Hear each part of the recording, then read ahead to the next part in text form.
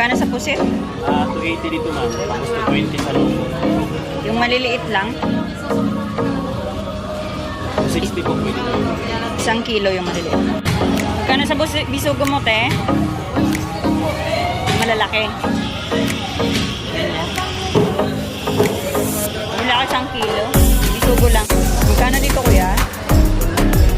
Ha? Magkano dito? Pwede palinis.